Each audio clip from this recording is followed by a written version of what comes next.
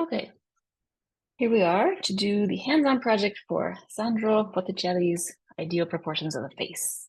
What you'll need for this, which we explain in the slideshow, which hopefully you can watch that and me do the demo at the same time. But all these slides are side by side, are step by step inside the deck right after the lesson. So you should just go straight into this. And the same demo, the same lesson is happening for, same hands-on art project will happen for all grades.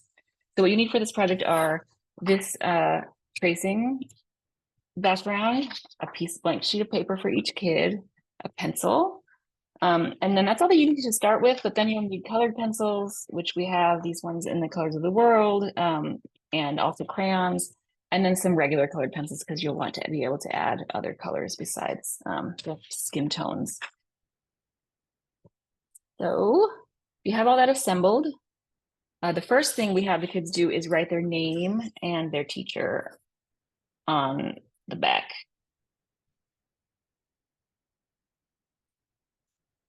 Hopefully in something they can read, good handwriting. That's very important so we can make sure we get this piece back to them at the end of the year and get them credit if we need to in the show. Okay, so once they have that, put the blank piece of paper on top of the tracing template. It's not going to fit exactly because we got nice drawing paper and this is going to be a little bit loose. I do hope that the video is being weird. I do hope the presentation shows up really well on the screen because it's a little bit hard to see, so you can kind of see. But the first thing we're going to do is outline, just trace that image down below like this. And then you'll see that's the head. Then there's a center line, and there's a center line this way, and then half, and then half. And we'll have to have the kids share these. I think we might not have one for everyone, but they only need it for that amount of time. And if for some reason you don't have these, you can just do a fold in half and then a fold in half to the half, and you'll have the same thing, basically. Try to get the head to be really big, though, not very small. So then this can be passed along to someone else. So we'll talk about the top line, the middle line, and the bottom line as a reference. If you want, you could always number them. Okay, the first step is to draw the eyes. And we're drawing idealized proportions per Botticelli. You might have done a different lesson.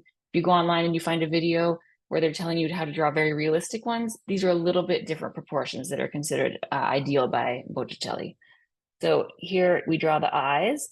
The thing to note is that we could draw a line, but the center of the eye is going to be halfway between these two spots. And all these notes are on the deck, so you can put that there. We want to put the bottom of the line directly, the bottom of the eye directly on the line. So something like this. The trick here is don't make it big round circle, but try to do something a little more like oval shaped or what have you. This looks a little bit weird. You can always erase, fix it if you want. Would really like to get some kind of shape in here to show that eyelid happening. And then you can draw in the circle here. If it's easier to start with a pupil, you can do that too. But notice that pupil is kind of on the bottom line, and then you don't have to draw the whole thing. It can be cut off by the kind of heavy eyelids here, whatever you want. You can close in the bottom if you want, but you certainly don't have to. A lot of the tips in this deck are about not closing in shapes all the way. Then you draw the eyebrows. The eyebrows need to go halfway between this second line and the top line. So you can kind of like put a little guide here if you want. Eyebrows, whatever shape you want. Something like that. Cool. Next, we draw the mouth. I personally found this to be the trickiest part. The trick here is, one tip is to draw your line down from the center of the pupil, and that's supposed to be where your mouth corners end up. I will say that makes for a really big mouth, so maybe you want to imply that. The top of the lip comes to the top of this, maybe a little bit over this line. So you can do some really like big bow shaped lips. I didn't really realize why they call it a bow-shaped mouth until I realized it's like a Cupid's bow after looking at Botticelli. And then maybe you can do a little bit of like a smiley face, but turning the lips up a little bit, hard. Encourage the kids to just kind of try things out. You can always erase if you don't like what you have. You just want to try to make it a little realistic, not as cartoony, but you know, it's fun. They can do whatever they want. It ends up being perfectly fine. Then we draw the nose. The nose in the example is very straight on. You can also do something like the tip in the deck here where it says to draw, you know, like more of that 3/4 nose. The lining where it lines up is halfway between. So if you do halfway between the eyes and the mouth, it will be at this right about here in the middle. And that's where the tip of the nose should end up with something like this.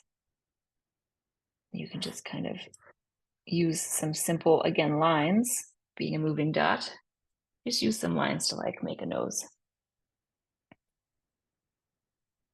Okay, then the ears, which will be covered with hair probably, but good to draw them in anyway. So that's the top of the ears are the same height as the eyebrows, and the bottom would be where the same level as the nose. So it's another good reason to draw this line kind of all the way out. So it'd be like something like this. Not super important. Again, you get like the perfect ear. I don't recall any ears in Botticelli's paintings. They're always covered in hair. Oops, can you see that? Yeah.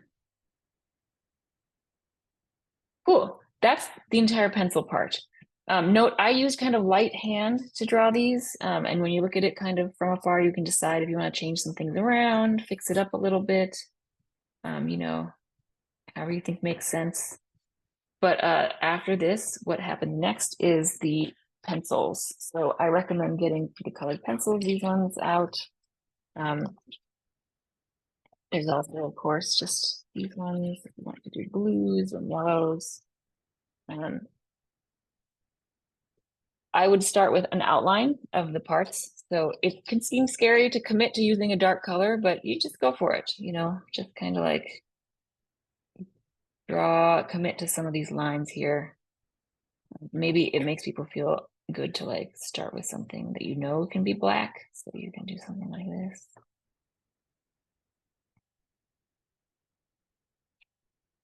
Make that circle. And then, yeah, I'm gonna do some brown eyes, maybe. Encourage them to take the time to color it all in really well. There's not a lot of white blank canvas space in Renaissance paintings, so good idea to have them spend some time putting them all, just filling it all in. And of course, you've got eyebrows. If they're uncomfortable doing the outline to start with, you can always start with some lighter pencil shading and then go back in. I imagine that's something that Botticelli himself did. I doubt he started with the lines necessarily. Nose.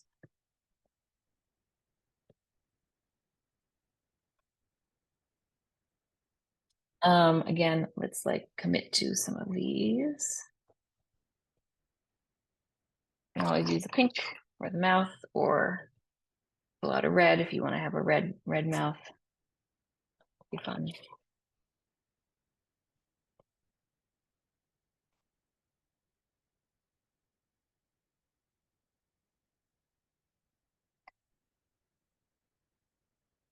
Cool. Okay, you don't need to do too much necessarily, because then you can just go into here and start, you know, pick a color of tone for your person. And just start using realistic colors to fill in everything. This is where the crayons can come in handy, because you might not want to use up, like take a long time to color in a pencil with pencil. You can grab, you know, color from here.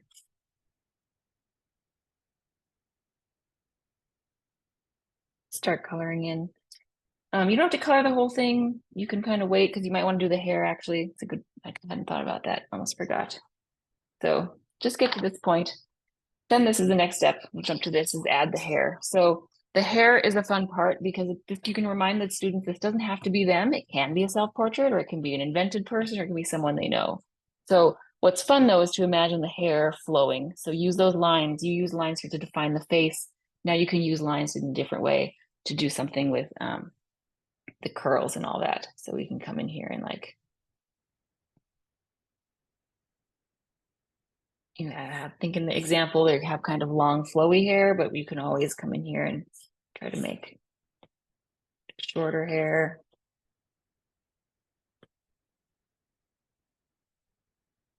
These curls, or just straight hair. You know, Botticelli had a lot of curly hairs in his, but you don't have to do that. You could do whatever you think makes sense. So once you have some lines in there, you can kind of color in a little more. Get a little carried away, why not?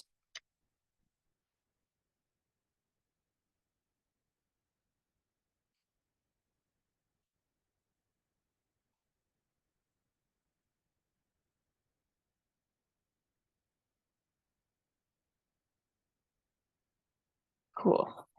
Once you have that, you can go in and you can add more shading.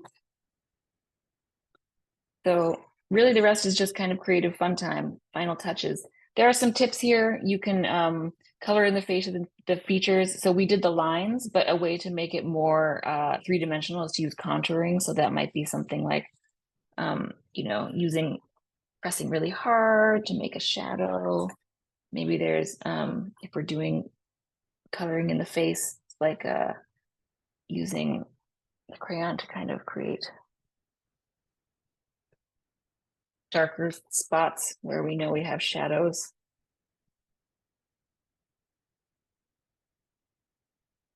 It's perfectly fine to just color the whole thing in and then go back in later and add that extra.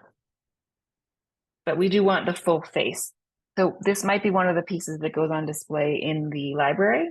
So we love to pick some of the best pieces. Sometimes we do that all fifth grade. I'm not totally sure if it'll be a mix. It'd be nice to have a mix, but be nice to have really vibrant, not a lot of big color in here. So having it be lots of contrast, if you want to use one of the terms from the lesson.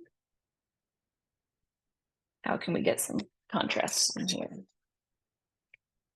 You can come through and add some more lines underneath. Definitely want to add the outline to the shape of the face. And this is where you can kind of budget, start to give it whatever face you want. You don't have to use the outline you have. Something like that.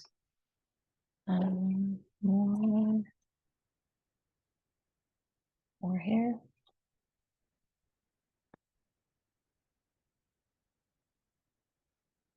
And then a tip, if they wanted to look a little more of a feminine look, you know, you can add the eyelashes and things like that. You can see the one on in the example took on more of a woman's look, a Botticelli woman. Trying to do a man here, but yeah, whatever you think works. So that's kind of it. Just play with it. Start doing some more shading, however you think makes sense, in whatever tones make sense to you. And yeah, that's the lesson. Don't forget to, if you have time, if the kids have time, you can do some fun things like outline. The one on the example, you can kind of come in and draw an outline around the hair. That makes it stand out even more.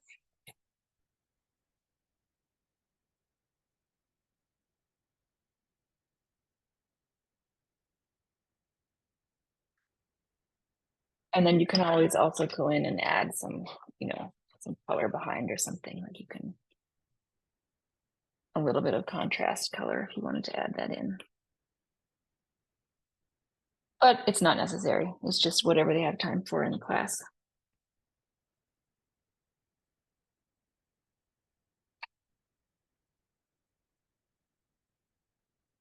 Yeah.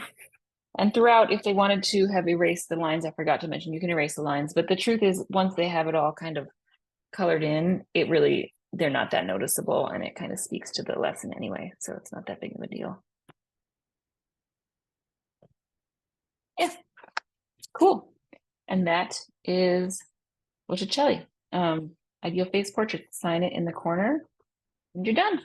And then at the end, just have the students stack them all up. We don't necessarily have to have the drying racks because, you know, these don't take time to dry, but we do want to collect them all up. So please collect them all and have them put back in the arts closet, and we will go through them to figure out who's going to get presented, and we keep them all year, and then who's going to get put up in the gallery, and then we keep them all year and give them all back at once at the end. So please do not give them to the students. Do give them back to the art coordinator's room. Great. Thank you so much.